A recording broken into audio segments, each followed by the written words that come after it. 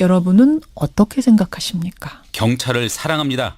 꼬리 내린 장제원입니다. 장제원 대변인 경찰을 향해서 미친 개, 광견병 뭐 이런 얘기를 했었는데 결국은 사과했어요? 경찰 조직 차원의 반발이 거세지면서 어젯밤에 SNS에 장문의 글을 올렸는데 이걸 사과로 볼 수 있을지 한번 판단해 보실래요? 어떻게 썼길래요? 장 의원은 일선 경찰 여러분께 깊이 사과한다. 표현에 더욱 신중을 기하겠다고 밝혔습니다. 예. 또 저는 경찰을 사랑합니다. 이런 표현도 마다하지 않았고요. 그런데 그러면서도 자신의 논평은 울산경찰청장을 비롯한 일부 정치경찰을 명시한 것이다. 정치경찰들은 반드시 추방해야 한다. 이런 주장을 굽히지 않았습니다. 이번 글이 경찰 조직 전체 분노를 가라앉힐 수 있을지 지켜보시죠. 정권이 바뀌니까 우리가 경찰 편을 들은 날이 오네요. 나 진짜. 정말 아이고. 이상한 일이에요. 근데 중요한 건 경우회 회원이 150만. 잘못 건드렸네. 네, 150만. 그리고 똘똘 뭉치는 거죠. 그리고 이번 건은 좀 하다 이렇게 말고 그러기가 어려운 게 검경 수사권 조정을 홍준표 대표가 건드려가지고요. 장제원 입장에서도 마찬가지예요. 홍준표나 장제원은 어떤 느낌이냐면 공포를 느끼고 있는 거라고 보거든요. 근데 김정숙 여사님은 우리가 문재인 비서실장님을 끌어내려고 할 때 그때 문재인 실장님은 맨날 가면 말씀드렸잖아요. 그 개하고 놀고 있고요.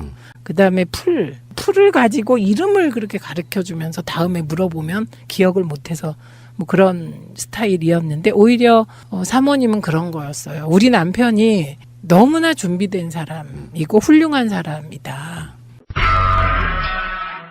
홍준표 같은 스타일이 사실은 제가 강아지 한 마리 키우잖아요. 네. 겁 많은 애들이 심하게 짖어요. 그러니까 그게 뭐냐면은 자기 스스로도 당내 기반도 없고 실제로 권력을 잡아봤던 자들은 어떤 느낌이 있냐면은 권력자에 대한 무서운 경외심이 있어서 훨씬 더 심하게 짖는 거거든요. 개들처럼. 그러니까 무조건 거부할 수 없으니 대통령 뭐 개헌 발의한 거 국회에서 연설하게 할 수 있지. 이건 겁먹었다는 증거 중에 하나예요. 어떻게 보면은.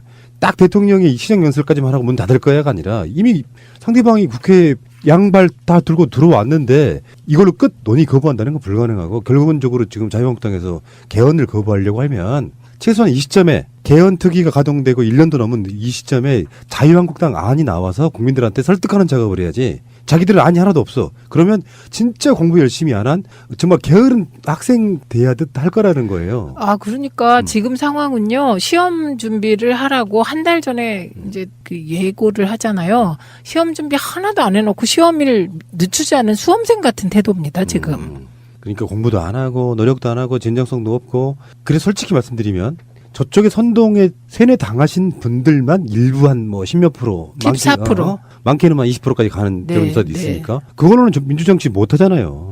그렇죠. 그거는 안 되는 거. 근데 저는 또 궁금한 게 애완견 키우신다니까 요즘 자유한국당에서 왜 개 시리즈 쫙 하는 거 보면 기분이 어떠세요? 진짜 기분 나쁘죠.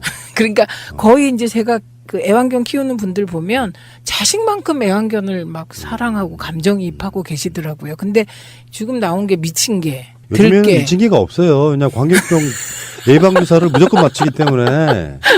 그래서 저는 진짜 제가 늘 얘기하는 게 개 순환 시대예요. 지금 견 순환 시대. 옛날에는 개 앞에 견을 붙였거든요. 충견, 애견 뭐 이렇게. 근데 요새는 그것도 없어요. 지금 미친 개, 들개, 똥개, 사냥개. 그렇게 말하는 사람들이 견자인데요.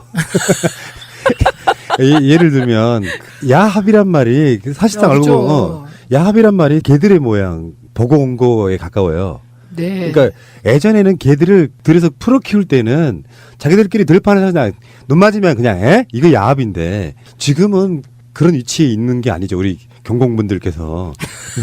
근데 사실은 정치권에 있는 분들 중에 일부는 견자예요. 제가 봤을 땐 그렇습니다. 자, 네.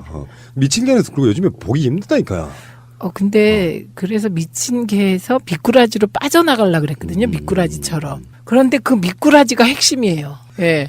그래서 지금 아주 경찰과의 갈등이 쉽게 사그러들 것 같지가 않습니다. 왜냐하면 황 경찰청장이 검경 수사권 조정의 상징인데 그렇죠. 고기를 콕 찍어서 미꾸라지 한 마리가 물을 흐린다 그래갖고 피해가려고 했는데 그 또한 실패한 것으로 보입니다. 그래서 경호회까지 들고 일어나가지고요. 황운하 울산청장이 예전에 이철성 박근혜 때 직설하고 이랬던 분이시잖아요. 네. 결기랄까 이런 그게 굉장히 넘치시는 분이 이번에도 보니까 결기더라고요. 왜 그 민주당 후보 만나냐, 그러니까 의원님도 만나지 않았습니까? 이렇게 결기. 세상에 그런 식으로. 정권이 바뀌니까 우리가 경찰 편을 들은 날이 오네요. 나 진짜. 정말 아이고. 이상한 일이에요. 근데 중요한 건 경우회 회원이 150만. 잘못 건드렸네. 네, 150만. 그리고 똘똘 뭉치는 거죠. 그리고 이번 건은 좀 하다 이렇게 말고 그러기가 어려운 게 검경 수사권 조정을 홍준표 대표가 건드려가지고요. 제가 진짜 자유한국당을 위해서 뭔가 하고 싶어요. 왜냐하면 이게 왜요? 왜 그러세요? 민주주의는요. 아, 양날개로. 양날개로 나르는데 한쪽이 너무 무너져가지고 지금 이게 안 돼요. 혹시나 그 방송을 듣고 계시면 우리 뭐 견자분들 저 초청해 주시면 제가 1시간 정도 강의 드릴 수 있어요. 국민과 같이 가야지. 지금 어처구니가 없어가지고 이게 국민에게 있어서 사실은 진보 보수를 떠나가지고 합리적인 생각을 하는 사람들은 네. 중도란 이름으로 모여 있거든요. 네.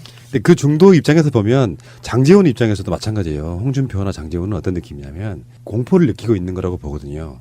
아무리 지져봐야 자기 편이 없어요. 그러니까 뿐만 아니라 쓰나미. 더 크게 짓는 거예요. 네. 더 짓다 보니까 이제 무리수를 두잖아요. 근데 정치인들이 제일 나쁜 게 그런 거야. 내가 잘못한 부분이 느껴지면 미안하다 죄송하다 하면 잠깐 욕을 먹을 수는 있는데 사람에 대해서 미워하지 않게 되는데 자기가 한 말을 계속 증명하려고 무리수를 두다 보면 진짜로 이상한 사람 돼버리는 거거든요. 아, 근데 저는 이 대목에서 홍익표 의원 있잖아요. 그분 얘기하고 싶어요. 홍익표 의원이 초선 때 대변인 했어요. 그때 귀태 발언이 와. 있었거든요. 그 발언은 지금 장제원 류의 발언과 비교하면 정말 품격 있지 그렇죠, 않습니까? 근데 그 발언 가지고 몇 날 며칠을 정말 그렇게 돼가지고요. 대변인 그만뒀습니다. 근데 지금 이 상황에서 장제원을 대변인 물러나라는 소리를 아무도 안 해요. 우리 쪽에선 당연히 안 하겠죠. 근데 자유한국당 내부에서도 대변인 경질 얘기가 안 나오는 것이 저는 지금 자유한국당의 현 주소를 적나라하게 보여준다고 생각합니다. 아니요, 거기는 소수정당이잖아요. 현역 국회의원 2명. 김성태, 장제원, 그리고 원내대표 하나 있고. 나머지 분들이야 뭐 일부 언론에 잠깐 비치는 분들 빼고 나면 지금 바른미래당보다 소수정당입니다. 바른미래당 아까 4명이었던가요? 여기는 원내에 계신 분도 존재감 막 엄청 뭐라고 했는데. 저 원해줘. 저 제일 기분 나쁠 때 얘기할까요? 왜요? 트윗이나 페북에 보면 의원님 왜 이 법 발의 안 하십니까? 그거를 접할 때마다 마음이 무너져 내려요. 무너져. 뽑아주고 그런 말을 해. 그렇죠. 그리고 트윗에다가 저한테 구개야 이렇게 국회?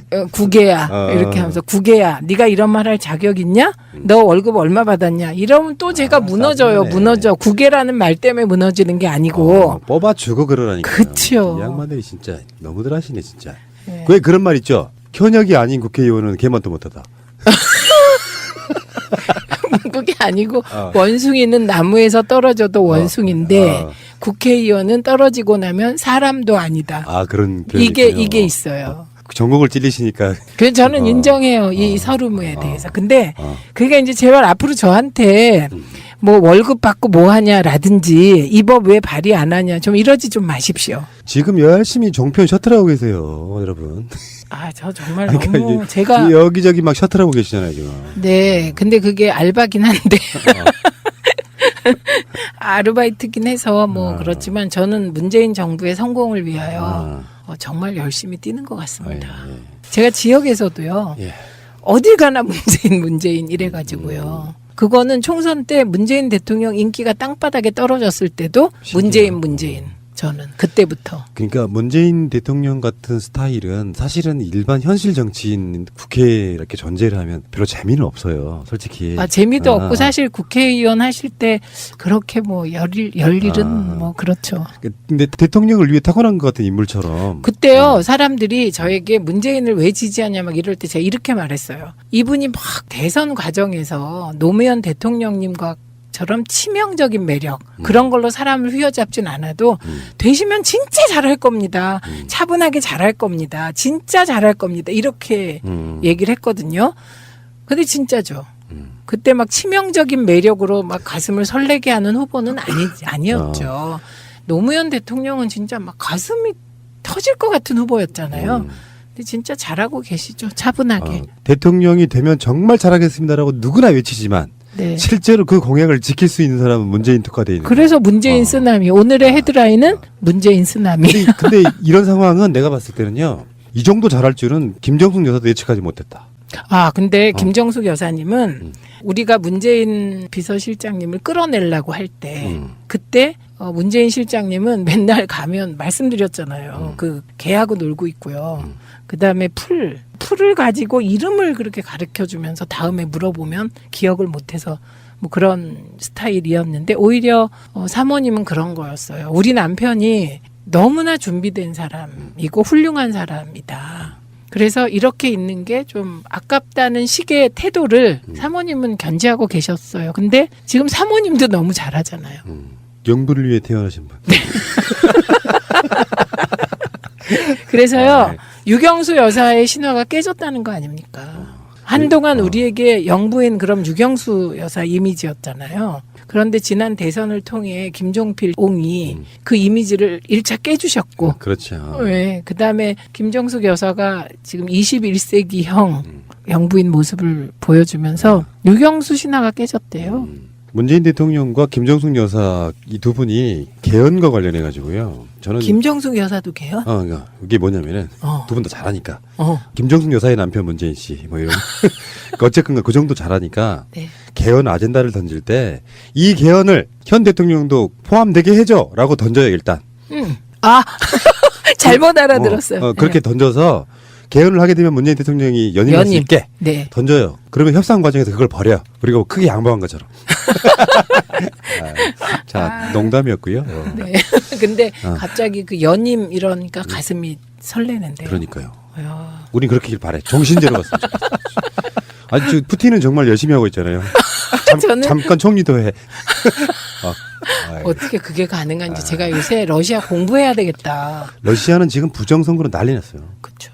트럼프가 푸틴한테 전화해서 당선을 축하한다 뭐 이런 얘기를 해버렸어. 근데 러시아나 서구 유럽 쪽에서는 부정선거라는 게 명백히 드러난 거예요. 막 중복 투표하고 난리가 났어. 뭐 이런 식인 거죠. 뭐. 우리나라 민주주의는요 지금 탄탄해요. 미국 그 총기 규제 때문에 시위하고 일본도 마찬가지고 한국을 본받자는 게 운동처럼 들불처럼 번지고 있지 않습니까? 예, 저는 미국에 다음이 나다. 그 청소년들 그 시위를 보면서 야 미국도 우리가 미국 민주주의 되게 의심했잖아요. 살아나고 있구나 이런 생각을 하였습니다.